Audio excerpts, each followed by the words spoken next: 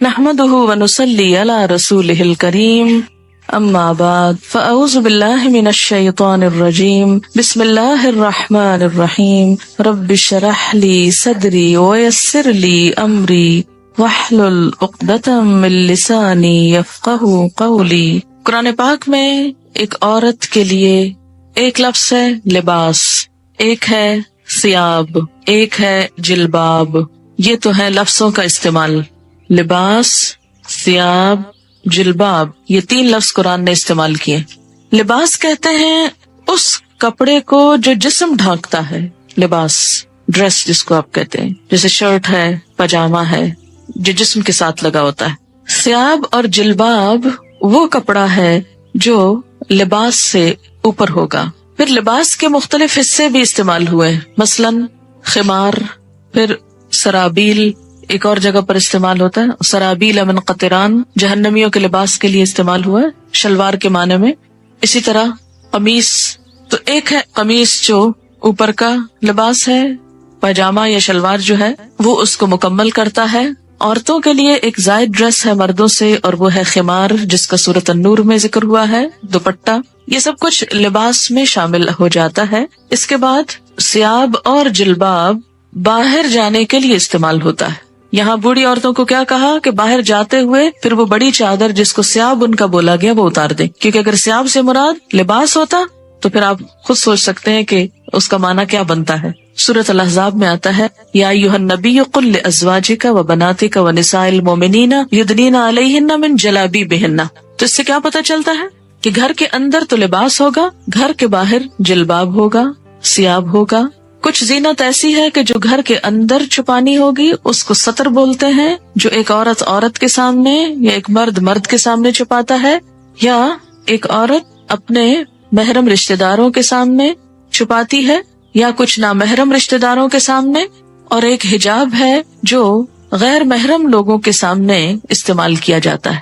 یہ ہے خلاصہ اس حکم کا جو ایک عورت کو اپنے جسم کی حفاظت کے لیے قرآن پاک میں دیا گیا ہے۔ پہلی چیز کیا ہے، یہ سمجھ لیجئے کہ لباس کس کا نام ہے، ثیاب کس کا نام ہے، حجاب کس کو کہتے ہیں، کیونکہ حجاب کا لفظ بھی آتا ہے، یعنی لفظ حجاب بھی استعمال ہوا۔ حجاب کہتے ہیں پردے، آڑ، اوٹ کو۔ سورۃ الاحزاب میں آتا ہے ازواج مطہرات کو حکم دیا گیا وَإِذَا سَأَلْتُمُوهُنَّ مَتَاعًا فَاسْأَلُوهُنَّ مِنْ وَرَاءِ حِجَاب، جب تم ان سے کوئی چیز مانگو تو حجاب کے پیچھے سے مانگو۔ تو حجاب ضروری نہیں کہ جسم پر ہو، حجاب کا لفظ جسم کے لیے بھی استعمال ہو سکتا ہے، جسم کے اوپر کپڑے کے لیے، یا آڑ یا اوٹ کی بات ہے، مثلاً دروازے کے اوپر جو پردہ لٹکا ہوا ہے، یا کسی بھی ایسی جگہ پر کہ جو عورتوں کے بیٹھنے کی جگہ ہے جس کے پیچھے وہ چھپ کر بیٹھی ہوئی۔ حجابہ کا مطلب ہوتا ہے چھپنا۔ یا بنی آدم، اے آدم کی اولاد۔ بنی ویسے تو ابن سے ہے اور اس کی جمع بنین ہے، اور مضاف ہونے کی وجہ سے نون اڑ گیا ہے تو بنی آدمہ رہ گیا بنین آدمہ کی بجائے، لیکن مراد اس سے مرد اور عورتیں سبھی ہیں۔ جب بنی آدم کہا جاتا ہے یا جیسے بنی اسرائیل کہا جاتا ہے تو اس سے مراد بنی اسرائیل کے صرف مرد نہیں، عورتیں بھی ہیں۔ تو یہاں بھی بنی آدم سے مراد مرد و عورت دونوں ہیں۔ اے آدم کے بچوں، اے آدم کی اولاد، اے انسانوں، قد انزلنا علیکم لباسا، یقیناً ہم نے تم پر لباس اتارا ہے۔ انزلنا ہم نے نازل کیا، علیکم تم پر، لباسن لباس، یعنی انسان کے اندر لباس پہننے کا جذبہ یا خیال ہم نے اس کے دل میں ڈالا۔ اسی لیے حضرت آدم علیہ السلام اور حضرت حوا کا جب شاہی لباس اترا، جنت کا لباس، تو کیا ہوا، فوراً ہی پتوں سے اپنے آپ کو ڈھانپنے لگے۔ تو یہ کیا تھا، وہی الہام یا وہی جبلت جس پر انسان پیدا ہوا ہے۔ قد انزلنا علیکم لباسا، ہم نے تم پر لباس اتارا ہے، یواری سوآتکم، جس کا مقصد کیا ہے، یواری جو چھپاتا ہے، سوآتکم تمہارے جسم کے قابل شرم حصوں کو، تمہاری شرم گاہوں کو۔ سوآت سوآتن سے ہے، لاش کے لیے بھی لفظ پیچھے استعمال ہوا ہے۔ سو اس کا مادہ ہے روٹ، جس کا مطلب ہی برا ہے، برائی۔ وریشا اور زینت، ریش عربی میں پرندے کے پر کو کہتے ہیں، ریشتن فیدر کے لیے استعمال ہوتا ہے۔ پرندے عموماً اپنے پروں کی وجہ سے ہی پہچانے جاتے ہیں، اور یہ پر ان کے لیے پہچان کے علاوہ خوبصورتی کا ذریعہ بھی ہیں۔ اسی لیے ریشہ کا ترجمہ زینت کیا گیا ہے۔ زینت کے علاوہ پر حفاظت کا ذریعہ بھی ہیں، گرمی سردی سے بچاؤ کا ذریعہ بھی۔ تو یہاں پر لباس کے دو مقاصد بتائے گئے، نمبر 1 کہ وہ جسم کو ڈھانپے، اور نمبر 2 انسان کو حسن بھی بخشے، انسان کے لیے زینت حاصل کرنے کا ذریعہ بھی ہو، خوبصورتی کا سامان بھی ہو۔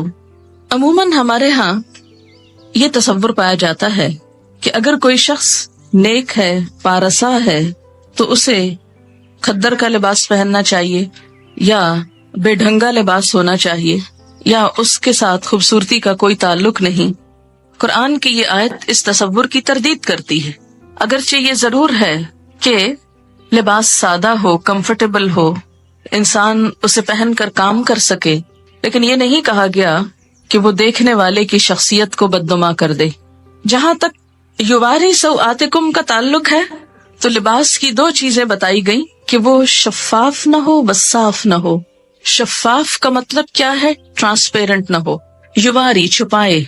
اگر کوئی لباس جسم کو چھپاتا نہیں، یواری کی صفت پوری نہیں کرتا، تو وہ بھی اسلامی لباس نہیں۔ اور دوسرا وصاف نہ ہو۔ وصاف کا کیا مطلب؟ اتنا ٹائٹ نہ ہو کہ جس سے جسم کے اعضاء الگ الگ نظر آنے لگے۔ نہ مردوں کے لیے یہ پسندیدہ ہے اور نہ ہی عورتوں کے لیے۔ اب آپ دیکھیں کہ یہ جو شرط لگائی گئی، یواری، جو چھپائے، اب ذرا سب اپنے اپنے لباس کو دیکھیں، کہیں آپ کا جسم جھلک تو نہیں رہا؟ دیکھیں نا، خود کو نہیں دیکھ سکتے، خود کو نہیں دیکھ سکتے، شرم، اپنے آپ سے شرم، تو دوسروں سے شرم نہیں آتی، اور اس سے بڑھ کر اللہ سے نہیں آتی۔ ہم مسلمان ہیں، ہم اس وقت سب سے زیادہ مقدس محفل میں بیٹھے ہوئے ہیں، اگر اس محفل میں بیٹھ کر اللہ کا حکم پورا نہیں کر سکتے، کہاں کریں گے؟ فطرت میں ہے نا، اس لیے ابھی دین سے نہیں پوچھیں، فطرت سے پوچھیں۔ تو میں نے آپ سے کہا تھا کہ ہم سب اس آیت کی روح سے خود کو پرکھتے۔ آپ نے کہا خود کو نہیں دیکھ سکتے، اب اس طرح کریں کہ ہر ایک اپنے سے دائیں طرف بیٹھے ہوئے شخص سے کہے کہ وہ اس کو دیکھے۔ ہر شخص پہلے اپنے دائیں طرف والے سے پوچھے، یعنی پیئرز میں ہو جائیں نا، 2 ہو جائیں، پھر اس کے بعد ہر 2 شخص ہو جائیں، اور پھر دونوں ایک دوسرے کا لباس دیکھیں ذرا، اور کیا دیکھ کر بتائیں گے کہ کیا آپ کا جسم اس سے جھلک رہا ہے یا نہیں۔ یہ دین، ابھی دین کی بات نہیں ہو رہی، یہ فطرت کی بات ہو رہی ہے نا۔ دیکھیں آپ کے جو ماں باپ تھے سب سے پہلے والے، آدم اور حوا، ان کو کسی نے سکھایا تھا؟ کسی نے نہیں بتایا، لیکن پیور تھے نا۔ تو باوجود اس کے کہ شیطان کے حملے کا شکار ہو چکے تھے، لیکن جو ہی شیطان نے ایک حملہ کیا، دوسرا نہ کرنے دیا، اپنے آپ کو ڈھانپ لیا فوراً، دیر ہی نہیں لگائی، مشورہ بھی نہیں کیا کہ ڈھانکے گئے ایسے ہی پھرتے رہے، کون ہے تیسرا یہاں؟ وہ یہ کہہ سکتے تھے نا، کوئی تیسرا تو ہے نہیں، اور وہ تو آپس میں شوہر اور بیوی تھے، ان کا کیا پردہ؟ کوئی وہی نہیں آئی تھی کہ جسم ڈھانپو، وہ تو کیا ہوا، آ کے شاہی لباس اتروائے گئے۔ پھر آپ دیکھیں کہ آپ میں سے کچھ لوگ سوچ رہے ہوں گے کہ تو ہم عورتوں میں بیٹھے ہیں، کیا فرق پڑتا ہے؟ لیکن کیا ہم یہ لباس صرف عورتوں میں پہنتے ہیں یا باہر بھی، جہاں آدمی ہوتے ہیں، سڑک وغیرہ، گاڑی میں، وین میں، ڈرائیور، دوسرے تیسرے، ان کے سامنے بھی؟ اور پھر تیسری چیز یہ کہ اسلام کی روح سے نہ پوچھیے، نہ بتائیے، صرف فطرت کے اعتبار سے پوچھیے کہ گھٹنوں سے اوپر کا حصہ جو ہے نا، یہ خاص طور پر قابل شرم ہے نا، جس کو ران بولتے ہیں، اوپر کا حصہ، ٹانگ کے اوپر کا حصہ جو ہے، آپ دیکھیں کہ کیا یہ عورتوں کو بھی دکھانا چاہیے؟ نہیں، عورتوں کو بھی نہیں دکھا سکتے، پنڈلیوں کی حد تک خیر ہے، لیکن گھٹنا میں نی، جو نیز ہے آپ کے، اس سے اوپر عورت بھی نہیں دیکھ سکتی۔ اسی طرح پیٹ، کمر، یہ حصے، تو آپ اپنی اپنی لباس کو چیک کریں کہ کیا آپ کے بیٹھنے کے انداز سے، کیونکہ میں جب یہاں سے پڑھا رہی ہوتی ہوں نا، بعض اوقات میری نظر پڑ جاتی ہے اور پڑھانا میرے لیے مشکل ہو جاتا ہے، لیکن میں نے اتنے دن اس لیے خاموشی اختیار کی کہ میرا حکم آپ کیوں مانے؟ میں آپ پہ داروغہ نہیں بنا کے بھیجی گئی، معلم تو ہو سکتی ہوں لیکن داروغہ نہیں، پولیس مین کا کردار نہیں۔ جو اللہ سے نہ ڈرے وہ مجھ سے کیا ڈرے گا؟ اگر مجھ سے ڈریں بھی تو آپ کو تو کوئی فائدہ ہی نہیں، کوئی ثواب ہی نہیں، ثواب تو اللہ سے ڈرنے کا ہوگا۔ کتنا کپڑا لگ جائے گا، یا کیا ایسا مٹیریل اویلیبل نہیں؟ اگر نہیں تو اویلیبل کر لینا چاہیے، یا اس کے اوپر کچھ اور پہن لینا چاہیے جس سے وہ ڈھک جائے۔ کیونکہ بخاری اور مسلم کی حدیث ہے صنفان من اہل النار لم ارہما، آگ میں جانے والوں کے دو گروہ جنہیں میں نے نہیں دیکھا. ایک گروہ ان میں سے مردوں کے بارے میں ہے، ظالم حکمرانوں کے بارے میں ہے، اور دوسرا عورتوں کے بارے میں ہے. حدیث کے الفاظ ہیں، یہ میرے الفاظ نہیں کہ مت سوچیں کہ آپ یہ کیسی باتیں کر رہی ہیں اور ہم کو یہ ڈرا رہی ہیں اور یہ کہہ رہی ہوں. میں تو کوئی حیثیت نہیں رکھتی کہ آپ کو کچھ بھی کہوں.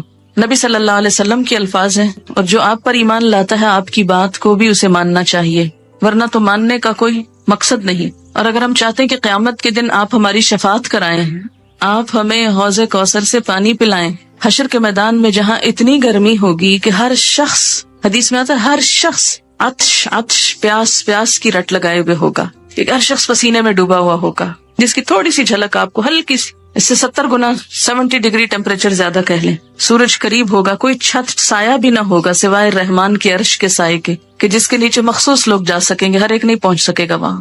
آپ صلی اللہ علیہ وسلم اپنی امت کو حوض کوثر سے پانی پلائیں گے، اور جس کو ایک دفعہ پلائیں گے دوسری دفعہ اس کو پیاس نہ لگے گی.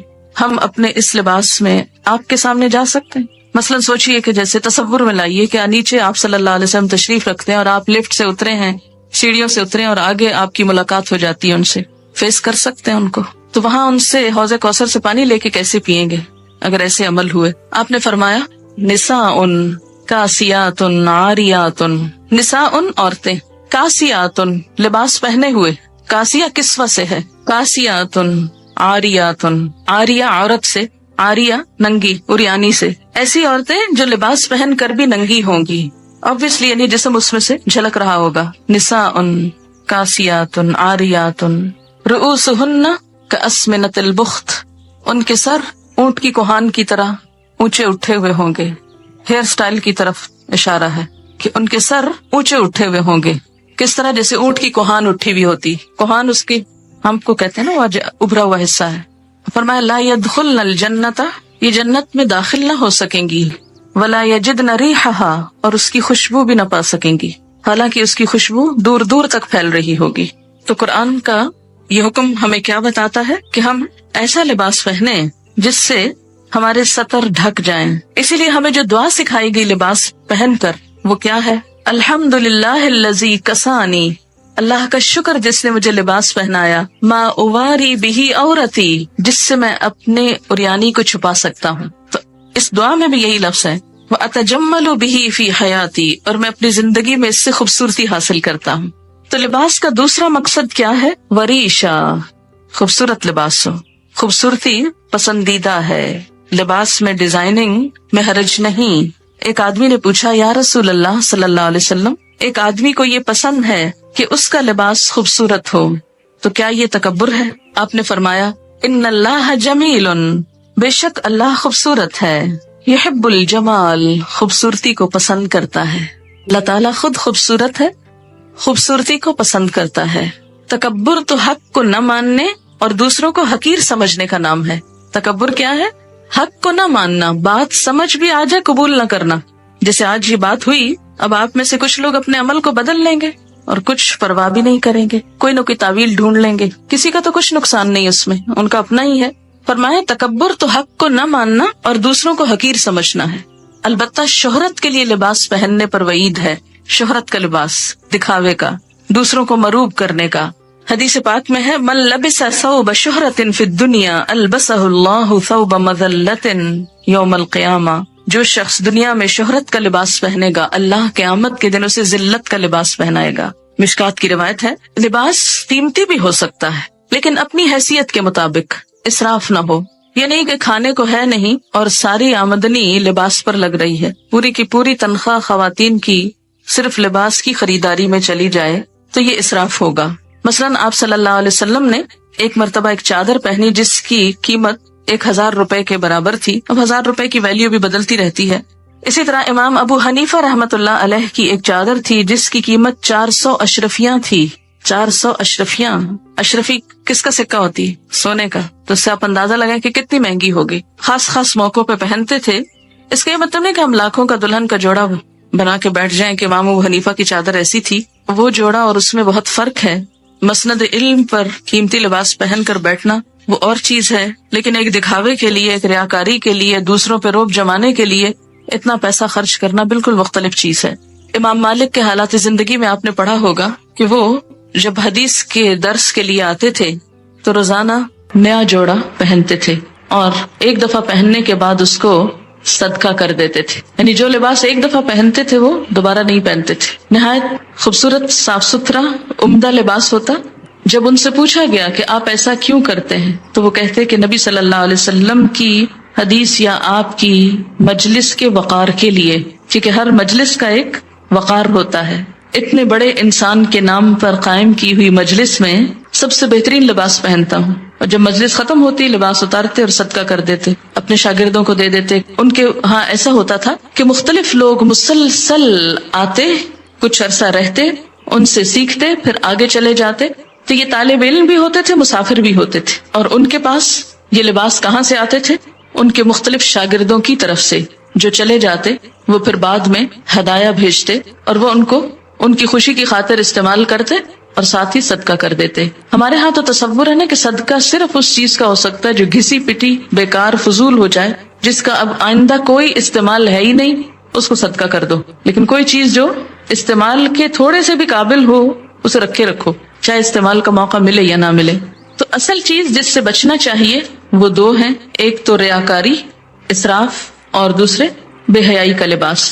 لباس انسان کی شخصیت کا بھی پتہ دیتا ہے. لباس انسان کے باطن کا رنگ ہوتا ہے کہ وہ اندر سے کیسا ہے. جیسا وہ اندر سے ہوتا ہے ویسے ہی وہ لباس پہنتا ہے. ہر شخص کی اپنی ایک چوائس ہوتی، اپنا اس کا ایک ڈیزائن ہوتا ہے، اپنا ایک سٹائل ہوتا ہے. پھر جو خوبصورت بات یہاں پتہ چلتی ہے وہ یہ ہے کہ خوبصورت لباس کو ریش پر سے تشبیہ دی گئی. اس وقت کچھ پر آپ کو دکھانے کے لیے لائے ہیں. ذرا ان پروں کو آپ دیکھیے کہ کوئی انسان ایسی خوبصورت چیز بنا سکتا ہے. یہ آپ دیکھیں، اس کا کبھی قریب سے آپ شیڈ دیکھیں تو آپ حیران ہو جائیں، کیونکہ ہم دیکھتے بھی ہیں نا مور، تو کہاں دیکھتے ہیں؟ دیکھتے ہی نہیں. ہم اپنے لباس نہیں دیکھتے تو موروں کے کہاں دیکھیں گے؟ ابھی آپ کہہ رہے تھے نا، دیکھا ہی نہیں جاتا. کس قدر خوبصورت، ایسے لگتا ہے جیسے کسی نے دھاگے سے باقاعدہ وہ کڑھائی کی ہوئی ہے، اور اتنے خوبصورت شیڈ، اتنے زبردست کہ انسان حیران رہ جاتا ہے. اور ایسا تھریڈ، اتنا سلکی تھریڈ تو ہم ویسے خود بھی پروڈیوس نہیں کر سکتے. اس میں وہ نظافت اور لچک، اور پھر آپ دیکھیں کہ کس خوبصورت طریقے سے اس کی آؤٹ لائن بنائی ہوئی ہے، اور آؤٹ لائن کے ساتھ بھی شیڈز ہیں. اور پھر جو پر اٹھے ہوئے ہیں یہ آپ دیکھیں کتنی ترتیب کے ساتھ، جیسے کسی نے باقاعدہ ٹرمنگ کی ہوئی. یہ خود ہی بن گئے، خود نہیں بن سکتے. اللہ تعالیٰ نے پرندوں کو تو خود ہی دے دیا، خود ہی پہنا دیا. ہمیں عقل دی اور کیا کہا؟ استعمال کرو اور اپنے لیے خوبصورت لباس بنا لو. اب دیکھیں کہ جب بہت سارے لوگ ایسی کڑھائی وغیرہ کرتے ہیں تو ان کی، یعنی کڑھائی والے کپڑے پہننا منع نہیں ہے، تقویٰ کے خلاف نہیں ہے، ان کا بھی روزگار ہو جاتا ہے. کئی دیہاتوں میں بیٹھی لڑکیاں، بچیاں جو اپنی زندگی، جن کو اور کوئی کام کرنے کو نہیں، کوئی پڑھ لکھ نہیں سکتی، کتنی خوبصورت خوبصورت چیزیں بناتی، لیکن ہم ان پہ بڑا ظلم ڈھاتے ہیں کہ بہت ہی اونے پونے داموں لے کر ان کی آنکھوں سے اور ان کے صلاحیتوں سے مذاق کرتے ہیں. پھر اسی طرح آپ دیکھیں، اس میں بھی آپ دیکھیں کیسا شیڈ ہے، اتنا خوبصورت. اور ان کی جو نرمی اور ملائمت ہے، ہم بھی اتنے عقل مند نہیں کہ اتنے خوبصورت کپڑے پہننا جانے. ہمارے کپڑے تو خوب اکڑے ہوئے ہوتے، انکمفرٹیبل، کہ جس میں سانس نہ آئے، کام نہ کر سکیں. پرندوں کے پر خوبصورت ہونے کے ساتھ ساتھ اتنے پریکٹیکل ہوتے ہیں کہ ان کو اپنا کام کرنے میں کوئی دشواری نہیں ہوتی. ہم بعض اوقات خوبصورت لباس پہننے کے شوق میں ایسا لباس پہن لیتے ہیں کہ جو بالکل پریکٹیکل نہیں ہوتا. پڑھاتے وقت اگر ساتھ یہ بھی دکھایا جائے تو تھوڑی سی فیلنگ اچھی آتی ہے کہ اللہ تعالیٰ نے کیا کیا خوبصورتی پیدا کی اور کس کے لیے پیدا کی. یہ پرندے ادھر ادھر اڑتے پھرتے ہیں، ان بیچاروں کو تو خود تو کلرز پتہ نہیں اپنے نظر بھی آتے ہیں کہ نہیں. یہ کلرز دیکھنے کی صلاحیت بھی انسان کو ملی. ہم انسان ایکسٹریم پہ چلے جاتے ہیں. ہماری ایکسٹریمز کیا ہیں کہ یا تو دین کے نام پہ، تقویٰ کے نام پہ ہم بالکل بدھو بن جاتے ہیں اور دنیا کی کسی چیز سے کوئی فائدہ نہیں اٹھانا چاہتے. ملنگ کہلانا دوسرے لفظوں میں نیک کہلانا ہے. اسلام میں کسی ملنگی کا کوئی تصور نہیں. یہ بعد کے نظریات ہیں، سادھو اور بھکشو اور معلوم نہیں کیا کچھ. اللہ تعالیٰ نے اپنی یہ تخلیق ہمیں سکھانے کے لیے، ہمیں دکھانے کے لیے پیدا کی ہے. کس کے لیے ہے یہ سب کچھ؟ اللہ تعالیٰ فرماتے تمہارے لیے. ہمارے لیے کیا؟ کہ ہم اس سے سبق سیکھیں. انسان نے جانوروں سے بھی بہت کچھ سیکھا ہے. اپنی حیثیت کے اندر رہتے ہوئے، اپنی شخصیت کے مطابق ساتر لباس، خوبصورت لباس، خواہ پینٹنگ ہو، کڑھائی ہو، مکیش ہو، تلہ ہو اور کچھ اور ہو جو آپ کو آتا ہے اور مجھے نہیں آتا، یہ سب کچھ منع نہیں ہے. لیکن موقع کی مناسبت سے، حدود کے اندر رہتے ہوئے اور پہلی شرط مانتے ہوئے، یواری سواتکم۔ معلوم نہیں شیطان نے ہمیں کیوں سجھا دیا کہ ننگا ہونا زیادہ خوبصورتی ہے اور جسم کی نمائش کو خوبصورتی بنا دیا، سی تھرو کپڑے پہنانا زیادہ عقل مند کہلانے کا سبب سمجھایا، حالانکہ ایسا نہیں ہے۔ سارے جانوروں کے لباس اللہ نے خود ہی پہنا دیے اور وہ بےچارے ایک ہی ڈیزائن میں رہتے ہوئے دنیا سے چلے جاتے ہیں، جبکہ انسان کو ایک لباس نہیں دیا، اس کو سکن کلر دیا جس کے اوپر ہر خوبصورت چیز نمایاں ہو جاتی۔ آپ دیکھیں نا، سکن کلر کا کارپیٹ ہو تو اس کے اوپر فرنیچر کتنا نکھرتا ہے۔ تو اسی طرح آپ کو اللہ نے سکن کلر کا جسم دیا جس کے اوپر خوبصورت رنگوں کے لباس، خوبصورت کڑھائیوں کے لباس آپ کے لیے حسن کا سبب ہے۔ یہی اگر آپ کی سکن بلو کلر کی ہوتی تو آپ کتنے لمیٹڈ کلرز پہن سکتے تھے، کیونکہ بلو کے اوپر ہر کلر پھر سوٹ نہیں کرتا۔ اسی طرح اگر آپ گرین ہوتے، سوچے نا تھوڑا سا، تو کیا نظر آتے۔ کتنی وسیع چوائس دی ہے اللہ نے آپ کو، ہم شکر نہیں کرتے، شکر نہیں بجا لاتے۔ اور آپ کو معلوم ہے کہ ایک پرندے پر تقریباً 10,000 مختلف قسم کے پر ہوتے ہیں، بعض پر اڑنے کے کام آتے ہیں، بعض جسم کے ساتھ ہوتے ہیں، اس کی شیپ نمایاں کرتے ہیں۔ اسی طرح فلفی ہوتے ہیں، نرم ہوتے ہیں، آرام دہ ہوتے ہیں۔ تو لباس بھی اگر آرام دہ ہو، نرم ہو، سلکی ہو، کمفرٹیبل ہو تو اس میں حرج نہیں، گناہ کی بات نہیں۔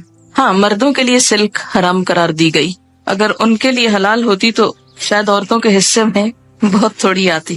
حدیث ہے، آپ صلی اللہ علیہ وسلم جب کوئی نیا کپڑا پہنتے تو اس کا نام لے کر فرماتے کہ اللہ نے مجھے یہ عنایت فرمایا، اور پھر دعا پڑھتے، اللہم لک الحمد انت کسوتنیہ اسألک خیر ما صنع لہ واعوذ بک من شرہ وشر ما صنع لہ۔ اے اللہ، تیرے لیے ہی سب تعریف ہے، جیسا کہ تو نے مجھے یہ کپڑا پہنایا، میں تجھ سے اس کی بھلائی اور اس چیز کی بھلائی کا سوال کرتا ہوں جس کے لیے یہ بنایا گیا، اور میں تیری پناہ چاہتا ہوں اس کی برائی سے اور اس چیز کی برائی سے جس کے لیے یہ بنایا گیا۔ ایک اور دعا ہے، اللہم انی اسألک من خیرہ وخیر ما ہوا لہ واعوذ بک من شرہ وشر ما ہوا لہ۔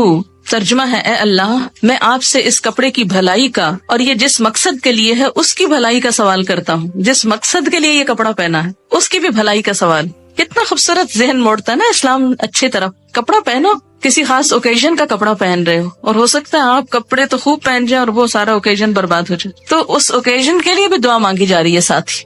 اگر آپ یہاں آنے سے پہلے یہ دعا پڑھیں تو اس سارے کام کی بھلائی کی دعا ہو جائے گی، اور اس کی برائی سے، یعنی اس لباس کی برائی سے اور یہ جس مقصد کے لیے ہے اس کی برائی سے تیری پناہ چاہتا ہوں، تو آپ محفوظ بھی رہیں گے۔ حضرت عمر فرماتے ہیں، نبی صلی اللہ علیہ وسلم نے فرمایا، نئے کپڑے پہنتے ہوئے یہ دعائیں پڑھیں، الحمدللہ الذی کسانی ما اواری بہ عورتی واتجمل بہ فی حیاتی۔ سب تعریف اللہ کے لیے ہے جس نے مجھے یہ کپڑا پہنایا جس سے میں اپنے شرم کی چیز چھپاتا ہوں اور اپنی زندگی میں اس کے ذریعے خوبصورتی حاصل کرتا ہوں، اور پھر پرانے کپڑے کو صدقہ کر دے تو زندگی میں اور مرنے کے بعد خدا کی حفاظت اور خدا کے چھپانے میں رہے گا، یعنی اس کا عیب ڈھک جائے گا۔ جب ننگا ہوتا ہے نا تو فرشتے ساتھ چھوڑ دیتے ہیں جو حفاظت کرتے ہیں، جو ہی فرشتے ساتھ چھوڑتے شیطان حملہ آور ہوتا ہے۔ اگر آپ بسم اللہ پڑھ کر اپنے لباس اتار کر چینج کرتے وقت یا نہاتے وقت تو انشاءاللہ تعالیٰ بہت سی چیزوں کے شر سے محفوظ رہیں گے۔ اس کے بعد فرمایا، وَلِبَاسُ التَّقْوَى، اور تقویٰ کا لباس۔ ایک لباس انسان کے ظاہر کا ہے اور ایک لباس انسان کے باطن کا ہے۔ تقویٰ کہاں ہے؟ دل میں۔ التقویٰ ہاں ہونا، تقویٰ یہاں ہے، اندر ہے، دل میں ہے۔ تو دل کا لباس، جس طرح ظاہر کو خوبصورت بنانا ضروری ہے اور اس کو چھپانا ضروری ہے، اسی طرح باطن کو بھی، اندر کو بھی خوبصورت بنانا ضروری ہے۔ ظاہر تو لوگ دیکھتے ہیں، باطن اللہ دیکھتا ہے۔ ہم لباس میں کتنا زیادہ اس بات کا خیال کرتے ہیں کہ لوگ کیا کہیں گے۔ لوگ کہیں گے، لو ہر وقت ایک ہی لباس پہنا ہوتا ہے، روز وہی، ہر پارٹی میں وہی، اور صرف لوگوں کی نظروں میں جچنے کے لیے ہم کتنی بڑی بڑی رقمیں خرچ کر دیتے ہیں، کتنے بازاروں کے ٹیلرز کے پاس چکر لگاتے ہیں، کتنا پیسہ لگاتے ہیں۔ مکان بنانے کے بعد جو زیادہ خرچ آتا ہے کھانے پینے سے بھی بڑھ کر وہ عموماً لباس پر ہوتا ہے۔ لیکن اندر کے لباس کو خوبصورت بنانے کے لیے جسے صرف اللہ دیکھتا ہے، اس کے لیے ہم کیا کرتے ہیں؟ لباس التقویٰ، تقویٰ کا لباس باہر بھی ہوگا، ظاہر ہے کہ وہ جب اللہ کی مرضی کے مطابق ہوگا تو تقویٰ کا ہوگا، اور اگر شیطان کی مرضی کے مطابق ہے، یاد رکھیے شیطان نے لباس اتروائے تھے، تو اگر ہم اللہ کی مرضی کا نہیں پہنیں گے تو مطلب کیا ہے کہ شیطان کی مرضی کا ہے، تو وہ تقویٰ کا لباس نہیں ہو سکتا جو ایک شیطانی لک دیتا ہو یا شیطان کو خوش کرتا ہو۔ اور اسی طرح اندر کا لباس، دل کا لباس اللہ کا خوف، تقویٰ کیا ہے؟ اللہ کا خوف، حق کو مان لینا، اپنے لیے اور دوسروں کے لیے ایک ہی معیار، خود کو بندہ سمجھنا، تواضع اختیار کرنا، یہ سب کچھ اندر کے لباس میں ہے۔ اپنے دل کو، اپنے اندر کو حسد، بغض، نفرت، عداوت سے پاک کرنا، وہ چیزیں جو ہم ظاہر نہیں کر سکتے اندر بھی جمع نہ کر کے رکھیں۔ آپ کسی سے نفرت کرتے ہیں، ظاہر نہیں کر سکتے تو کوشش کریں اندر سے بھی نکل جائے، اس پہ توجہ نہ دیں۔